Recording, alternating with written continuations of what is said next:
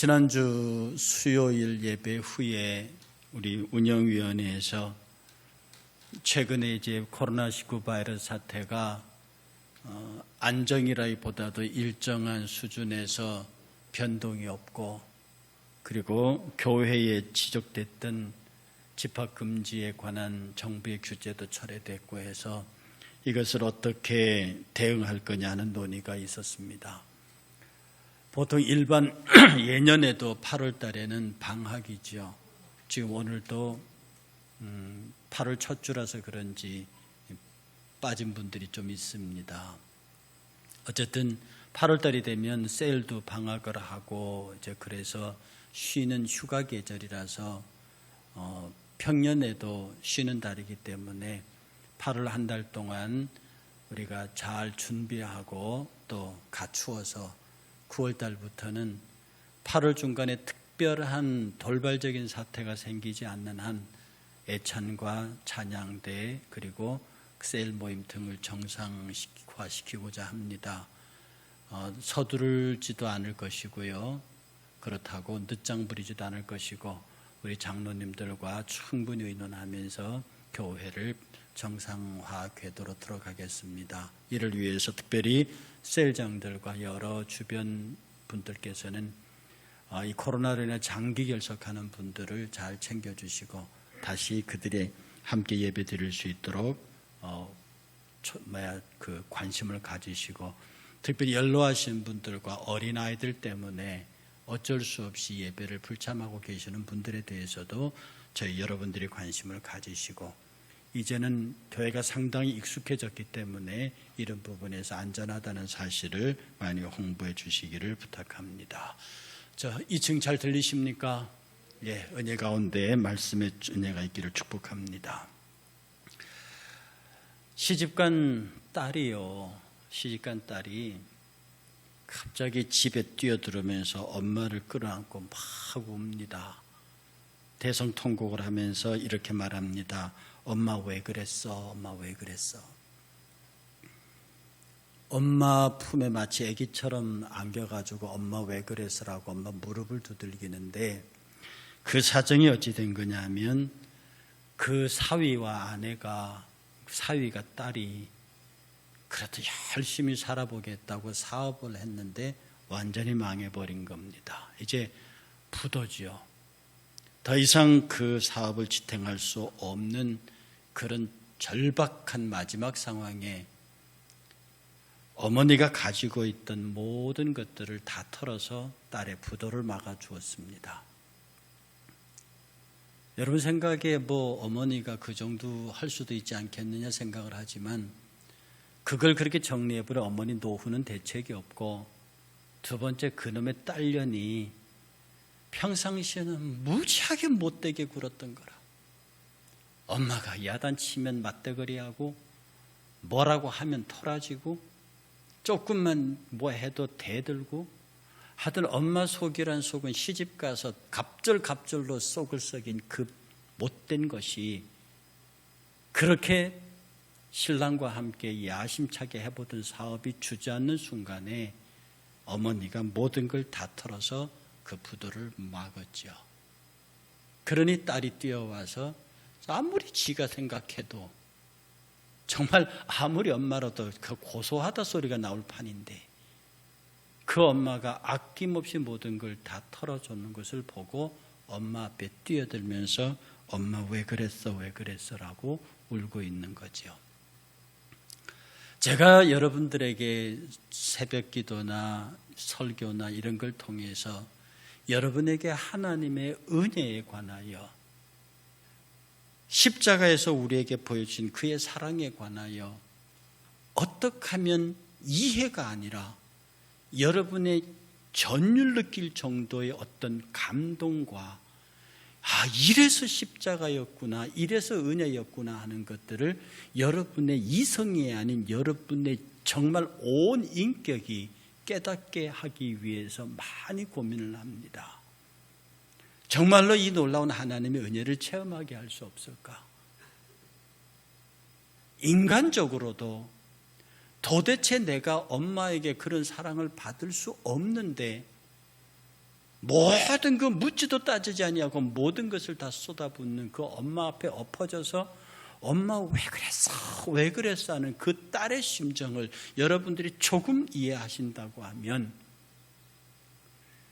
정말로 우리가 예수 그리스도 앞에 나와서 그가 십자가에 매달렸다, 내가 행한 모든 죄악과 영원한 파멸과 영원한 죽음과 저주에서 나를 속량해내시기 위해서 당신의 몸을 대신 그 대가로 지불하시고 십자가에 피 흘려 죽으셨다. 그러면 주님 왜 그러셨습니까? 라고 하는 이 통곡이 우리에게 있을 때 도대체 주님 왜 그러셨어요? 내가 당신에게 사랑받아야 할 이유가 없고 내가 당신의 은혜를 받아야 할 이유가 없는데 도대체 내가 당신에게 갚을 능력도 없고 회복할 능력도 없는데 주님 도대체 왜 그러셨어요? 라고 간절한 고백이 있는 그 시간 여러분의 가슴 속에는 하나님의 은혜가 흐르고 있습니다. 여러분이 진실로 하나님의 은혜라고 하는 것은 도대체 하나님 왜 그러셨습니까? 하는 겁니다. 왜 나 같은 것 때문에 예수를 당신의 아들을 십자가에 못 박으셨습니다. 왜 그러셨습니까? 예수님을 향하여 하는 말씀입니다. 왜 당신이 십자가를 지십니까? 나 같은 것 때문에. 여러분의 존재 자체가 여러분이 얼마나 많은 죄의 사람이며 여러분이 얼마나 많은 악한 내 소유인지를 깨닫는 사람일수록 자신에게는 영원한 멸망과 파멸과 죽음밖에 없다는, 죄의 대가밖에 없다는 사실을 깨닫는 사람에게서, 즉 딸이 나는 이제 완전히 망했다고 한 깨달음의 경지에서 어머니의 도움이, 만약에 그런 상태가 아니고 적당히 위험할 때 어머니가 도와줬으면 어머니는 당연히 도와줘야 하는 걸로 생각했을 겁니다. 그러나 더 이상 어머니에게서 기대할 수도 없고 완전히 파멸한 상태 속에서 어머니의 손길이 어머니 왜 그랬어요? 라고 나타나는 것처럼 적어도 하나님 우리 구주 예수 그리스도 앞에 서 있는 저와 여러분의 십자가 앞에 서 있는 저와 여러분들의 삶은 더 이상 가능성이 없고 완전히 파멸해서 영원한 저주와 형벌밖에 없는 우리에게 던져진 십자가, 그것이 우리에게 받아들여질 때에, 인정되어질 때, 그 딸이 엄마 무릎에 엎어져서 엄마의 무릎을 두드리고 있을 때 그 딸이 느꼈던 감정은 말할 수 없는 감사와 말할 수 없는 기쁨과, 눈물은 울고 있는데 얼굴은 눈물로 통곡하고 있는데 그의 입에서는 회개와 감사가 나오고 그의 입에서는 기쁨의 이야기가 나온다 이 말입니다. 여러분이 죄와 허물로 인하여 우리 구주 예수 앞에 엎어졌을 때 우리의 육신은 울고 있으나 우리의 마음속에는 한없는 기쁨과 감사가 거기에서 솟아난다는 겁니다. 그리스도의 평안은 예수께서 십자가에 못 박히고 부활하신 이후에 그가 가장 우리에게 먼저 전달하신 내용입니다. 성경 마태복음 28장 9절은 이렇게 증언합니다. 예수께서 그들을 만나 이르시되 평안하냐 하시거늘 여자들이 나아가 그 발을 붙잡고 경배했다고 말했습니다. 부활하신 예수께서 첫 번째로 던진 메시지, 그가 처음 만난 사람에게 던진 메시지가 뭐냐 하면 평안하뇨라고 하는 메시지였습니다. 누가복음 24장 36절 이 말을 할 때 예수께서 친히 그들 가운데 서서 이르시되 너희에게 평강이 있을지어다. 제자들이 사방에 문을 닫고 있을 때에 아무도 그 문을 출입하지 못하는데 예수는 그 문을 통과하여 들어와서 주신 첫 메시지가 너희에게 평강이 있을지어다. 사도 바울은 에베소 편지에서 평안의 복음으로 준비한 신을 신으라고 말했습니다. 에베소서 4장 3절에서 평안의 매는 줄로 성령의 하나 되게 하신 것을 지키라고 말합니다. 에베소서 2장 17절에서 또 오셔서 먼 데 있는 너희에게 평안을 전하시고 가까운 데 있는 자들에게 평안을 전하셨다고 했습니다. 복음은 평안의 메시지입니다. 그런데 이 평안의 메시지는 기쁨의 메시지예요. 딸이 엄마 무릎에 아파서 울면서 그 마음속에 터질 것 같은 기쁨과 감사를 느끼는 것처럼 저와 여러분들의 예수 그리스도의 은혜 가운데서 받은 그 평안과 기쁨은 정말로 내가 하나님 앞에 왜 그랬어요? 라고 울고 있으나 주께서 그로 말미암아 주신 평안과 감사가 너무도 커서 우리는 하나님 앞에 한없는 은혜의 감사, 기쁨의 찬양을 부를 수밖에 없다고 하는 것입니다. 오늘 본문은 이렇게 말합니다. 나를 믿는 자, 누구든지 목마른 자는 내게 와서 마셔라. 여기는 누구든지라고 하는 말은 네가 와서 마실 수도 있고 안 마실 수도 있는 것은 네가 선택할 수 있으니 선택하고 싶은 사람 와서 마셔라, 그 말로 들리십니까? 아닙니다. 여기에서 누구든지란 말은 누구도 예외 없이 이 물을 마셔야 한다는 뜻입니다. 누구든지 예외 없이 이 물을 마셔야 한다는 뜻입니다. 누구든지 예외 없이 목마른 자, 목마르다고 느끼는 자는 누구든지 이 말을 마셔야 한다는 겁니다. 병든 자에게 의원이 필요한 것처럼, 병들지 않았다고 생각하는 사람에게는 의원이 필요 없는 것처럼, 목마르지 않다고 생각하는 사람에게는 생수가 필요 없는 것처럼, 누구든지 내가 목마르다고 생각하는 자는 누구든지 와서 마셔라. 나를 믿는 자, 마신다. 누구든지 내게 와서 생수를 마셔라 하는 이 말은 나를 믿는 자는 말과 통합니다.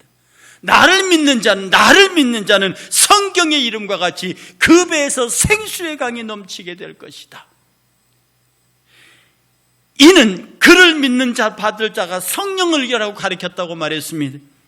이는 그를 믿는 자의 받을 성령을 가리켜 하신 말씀이라, 예수께서 아직 영광을 받기 전이시기 때문에 아직 성령이 저에게 나타나지 않으셨다고 그래서 이 말을 줄이면 어떻게 되느냐? 누구든지 목마르냐, 누구든지 가라냐, 그러면 내게 와서 마셔라. 나를 믿는 자는 성경의 이름과 같이 이사야가 말한 것처럼 너희 배에서 생수의 강이 넘치게 하겠다. 이 생수의 강이 누구냐? 성령이라 이 말이거든요. 나를 믿는 자는 그에게 성령을 주겠다. 그러므로 누구든지 내게 와서 마셔라. 이 예수님의 선언이 놀랍게 던져지고 있는데 그 던져지는 내용이 이사야의 내용입니다. 이사야는 이렇게 말합니다. 그때 맹인의 눈이 밝을 것이며 못 듣는 사람의 귀가 열릴 것이며 그때 저는 자는 사슴같이 뛸 것이며 말 못하는 자의 혀는 노래하리니 이는 광야에서 물이 솟겠고 사막에서 시내가 흐를 것임이라. 뜨거운 사막이 변하여 못이 될 것이며 메마른 땅이 변하여 원천이 될 것이며 승냥이 눕던 곳에 풀과 갈대와 부들이 날 것이며 거기에 대로가 있어 그 길을 거룩한 길이라 걷는 바 되리니 깨끗이 못한 자는 지나가지 못하겠고 오직 구속함을 입은 자들을 위하여 있게 될 것이라. 이사야는요, 메시아가 오시면, 그리스도가 오시면 일어날 일들에 관하여, 너희에게 성령이 임하시면 일어날 일들에 관하여 자신의 모든 하나님이 보여주시는 모든 것들을 거침없이 쏟아놓는데 그는 이렇게 말합니다. 그때에 맹인이 보게 될 것이다. 맹인이 보게 된다는 말은 정말로 여기 있는 장님들이 본다는 그 말로 이해하십니까? 아닙니다. 장님들이 눈을 뜬다는 그 말이 아니고 마땅히 우리의 눈을 가지고 보아야 할 것들을 이제서 보게 된다는 뜻입니다. 하나님이 보여주시는 것, 영원한 천국과 영생의 아름다움과 부활하고 거듭난 자의 아름다운 모습들, 성도의 모습이 얼마나 아름다운지, 승리자의 모습으로 사는 것이 얼마나 아름다운지, 주께서 베풀어 주신 이 땅의 은혜가 얼마나 아름다운지 그전에는 보지 못하였으나 성령이 너에게 임하면 네 배에서 생수의 강이 넘쳐나면 그 넘치는 생수의 강의 성령이 너로 하여금 볼 것을 보게 할 것이다. 지금까지 못 볼 것을, 보지 못하였던 것을 보게 될 것이라는 겁니다. 세상 사람들은 우리의 은혜를 보지 못합니다. 은혜 없는 자들은 하나님의 은혜의 세계를 보지 못합니다. 도대체 우리가 무슨 얘기를 하는지 모른다고요. 평생을 교회를 출입하고 다녀도 그에게 은혜의 세계가 경험하지 않은 사람, 정말로 주님을 향하여 주님 도대체 나한테 왜 그러셨어요? 라고 하는 그 신앙 고백을 해본 적이 없는 사람은 절대로 그의 눈을 들어 하나님 나라의 아름다운 것들, 교회의 아름다운 것들을 보지 못합니다. 이사야는 계속해서 말하기를 못 듣는 사람의 귀가 열릴 것이라고 합니다. 이것은 귀머거리의 귀가 열리겠다는 말이 아닙니다. 이때까지는 안 들리는 것들이, 들어야 하는 것들이 들려야 한다는 얘기입니다. 주의 성령의 거룩한 임재가 있고 성령의 임재로 내 배에서 생수의 강이 평안이 넘쳐나면 그때까지는 들리지 않던 것들이 들리기 시작합니다. 예수 그리스도의 메시지가, 하나님의 말씀이, 천사들의 찬송소리가, 하늘의 아름다운 찬양소리가 우리 귀에 들린다는 겁니다. 그전에는 세상의 것들이 들렸어요. 그전에는 세상의 것들이 보였어요. 그러나 성령의 임재한 이후에는 그것들은 보이지 아니하고 그것들은 들리지 아니하고 하늘의 아름다운 찬양과 주의 말씀과 은혜와 능력이 우리 눈에 보이고 들리기 시작한다는 겁니다. 여러분들이 정말로 누구든지 목마르거든 여러분이 환자라고 느끼고 여러분이 목마르다고 느끼는 자에게 의원이 필요하고 생수가 열리는 것처럼 주의 성령의 임재가 여러분 가운데 있게 될 때 여러분은 비로소 놀라운 사실들을 보게 되고 듣게 된다는 것입니다. 계속해서 그는 말합니다. 그때 저는 자는 사슴같이 뛸 것이며, 여기는 저는 자로 말합니다. 불편한 자라고 말하는 거죠. 우리 성경책에 나타난 사람은 저는 자가 있습니다. 안전뱅이가 있습니다. 이들은 자기 움직임이 자유롭지 못합니다. 그리스도 예수의 은혜 안에 사는 자는 이런 것으로부터 벗어납니다. 그 어떤 것도 나를 절름발이로 만들 수 없습니다. 그 어떤 것도 나를 안진뱅이로 만들 수 없다고요. 주의 성령의 임재가 내게 있으면 그의 평안이 내 안에 임하면 내가 이 세상을 상대하여 가히 설 수 있는 사람이 되면 그 누구도 내 발을 붙잡을 수 없어요. 그 누구도 나를 주저앉힐 수 없다고요. 정말로 내는 뛰는 사슴처럼 사방 팔방을 뛰어다니면서 그리스도의 복음을 전하게 될 것입니다.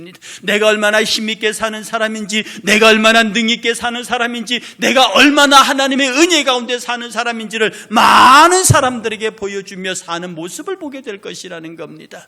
여러분, 육체의 다리가 불편해도 항차 움직이기 힘들거늘 여러분의 영적 자유가 묶이되고 결박당하게 되면 우리는 아무것도 갈 수 없어요. 아무것도 할 수 없어요. 그러나 성령의 임재는 나와 여러분들이 이 땅에서 누구도 제어할 수 없는 자유분방한 힘 있는 능력자로 세상을 움직일 수 있도록 우리를 자유하게 한다는 뜻입니다. 그리고 네 번째 말합니다. 말 못하는 자의 혀가 노래한다고 했습니다. 이 말은 벙어리가 열린다는 말이 아닙니다. 이제부터 내가 할 말을 하게 된다는 뜻입니다. 그전에는 세상의 것들을 이야기했어요. 그전에는 세상의 사람들, 문제들 이런 것들에 관하여 얘기했어요. 그러나 이제부터는 복음을 얘기하겠다는 겁니다. 이제부터는 그리스도의 사랑을 얘기하겠다는 거죠. 이제부터는 하나님의 은혜에 관하여 증언하겠다는 겁니다. 복 있는 자, 하나님의 말씀을 가지고 산을 넘는 자의 발걸음이 복이 있는 것처럼 내가 어디로 가든지 그리스도의 사랑을 증언하겠고 내가 무엇을 하든지 그리스도에 대하여 말하겠다고 하는 뜻입니다. 이것이 성령의 임재가 있는 평안의 복음의 내용입니다. 여러분, 평안하십니까? 이 평안은 하나님과 연결되느냐 뜻 아닙니까? 하나님과 어떻게 연결됩니까? 성령의 임재로 내 안에 있습니다. 그 성령의 임재가 내 안에 있게 되면, 여러분이 성령을 받게 되면, 여러분이 영에 속한 사람이 되면, 여러분의 영으로부터 들려지는 음성을 양심으로 듣고 여러분의 이 육신을 지배하고 산다면 여러분은 평안의 복음을 소유한 자로서 승리의 기쁨을 맛볼 수 있습니다. 승리의 기쁨입니다. 이것에 대해 이사야는 이렇게 말합니다. 이는 광야에서 물이 솟겠고 사막에서 시내가 흐를 것입니다. 여러분, 광야 보셨나요? 저는 광야를 미국에서 봤습니다. 정말로 넓은 광야입니다. 서부 영화에서 보는 가시채가 굴러다닙니다. 자동차 길이 일자로 쭉 곧게 나서 맨 끝에 길 끝이 점으로 보입니다. 그 길을 달려가는데 양사방은 정말로 제대로 된 나무 하나가 안 보입니다. 도대체 저런 광야에서 무엇을 할 수 있을까? 사막은 여러분이 너무 잘 아실 거니까요. 그 모래 바다가 사막이 아닙니까?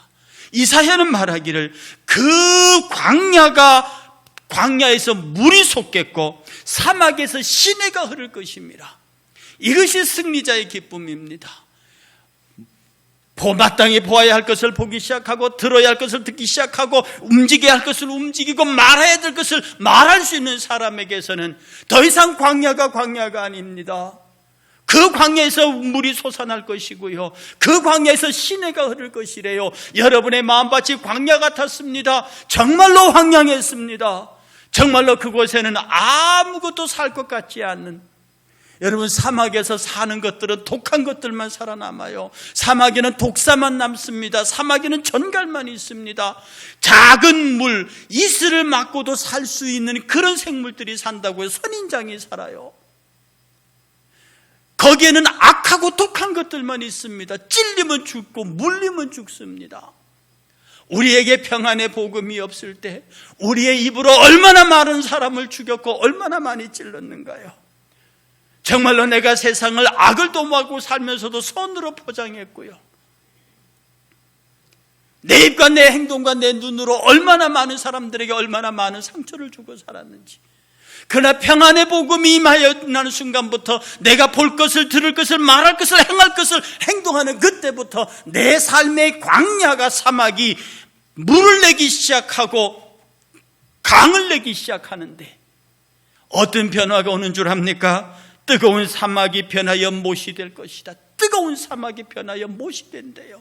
그냥 어떤 한 그루에 그냥 물가 나오는 그런 오아시스가 아니라 모든 것들을 충분하게 먹일 수 있는 물이 난대요. 물이 거기서 솟아나서 몫이 될 것이고요. 그것은 인생이 겪어야 하는 모든 고통이 행복으로 바뀐다. 사막에는 고통 자체만 존재합니다. 위협 자체만 고통합니다. 시련만 존재합니다. 그러나 그곳에서 못이 생길 거래요. 사막이 못으로 바뀔 것이래요. 더 이상 고통이 그를 지배하지 못하고 이 연못으로부터는 행복이 그들에게 주어질 거라 하는 것입니다.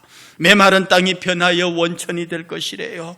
메마른 땅, 광야가 변하여서 거기에서 물이 솟아나오는 샘들이 생길 것이라고 하는 것입니다. 더 이상 기갈한 인생이 아니고 풍요로운 인생이, 목마르진 인생이 아니라 정말로 행복한 인생의 모습이 새롭게 전개될 것이라는 약속이죠. 승냥이가 눕던 곳에 풀과 갈대와 부들이 날 것이라고 했습니다. 승냥이란 짐승은 짐승들 중에서도 악한 짐승의 상징입니다. 그래서 어떤 사람을 승냥이 같은 놈이라고 비난하기도 하죠.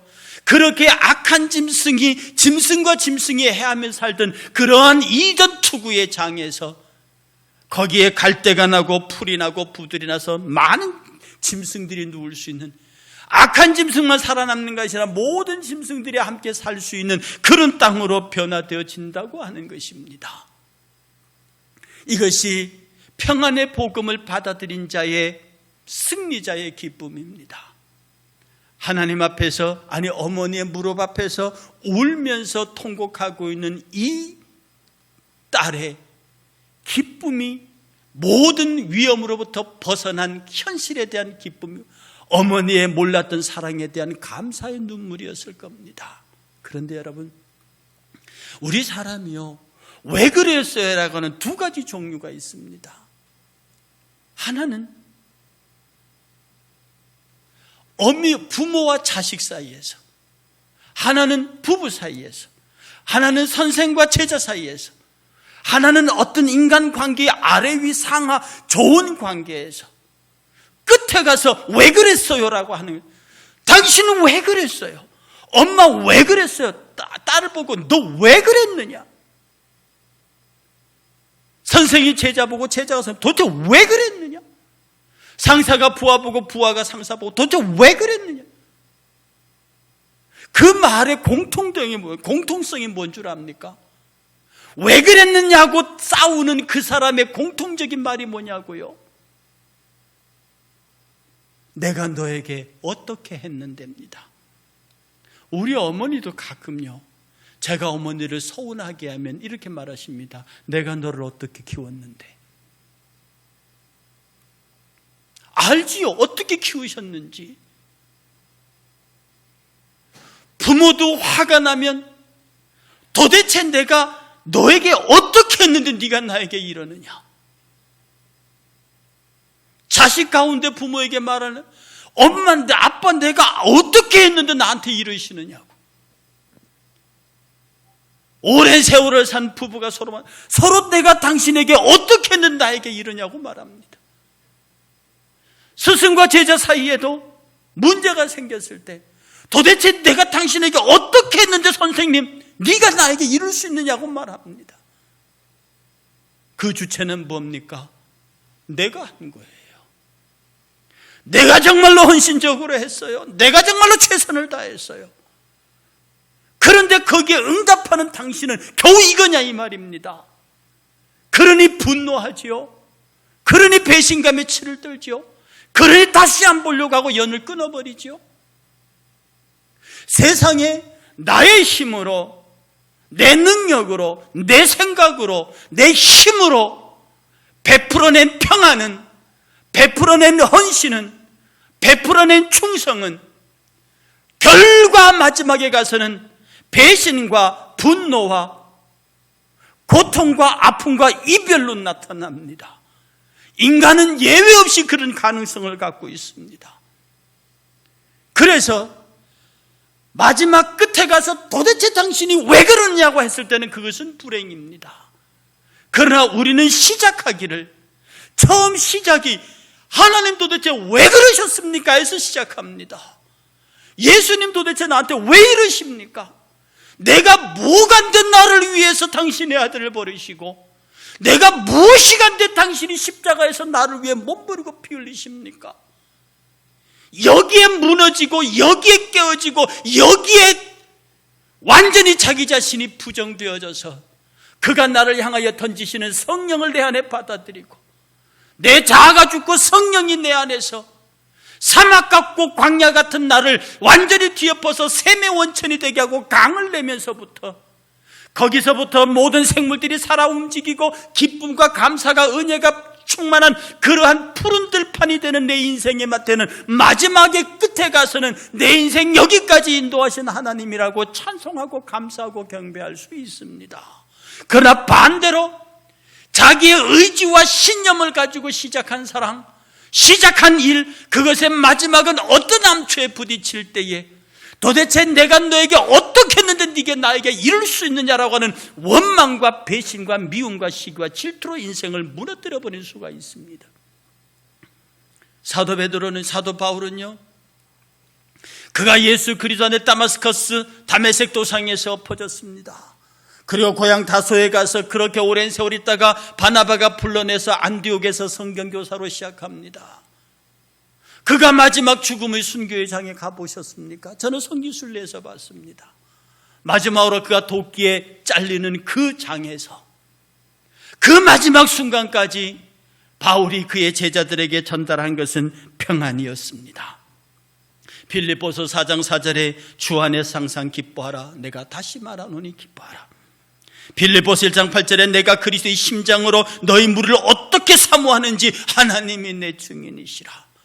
사도 바울이 어떻게 죽었는지를 아는 사람이라면 과연 사도 바울이 이런 평안을 얘기할 수 있을까? 이렇게 승리의 메시지를 전할 수 있을까? 사도 바울은 끝까지 항상 기뻐하라, 쉬지 말고 기도하라, 범사에 감사하라. 이것이 자기의 죽음이 어떻게 될 것인지를 알고 있는 자의 고백입니다. 그가 이렇게 했습니까? 하나님, 내가 주를 어떻게 섬겼는데 내가 그렇게 비극적인 종말을 맞습니까? 이렇게 말했습니까? 아닙니다.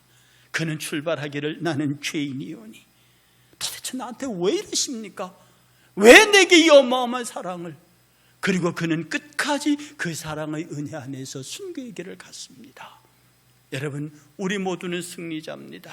우리 모두는 하나님의 영광의 상속자입니다.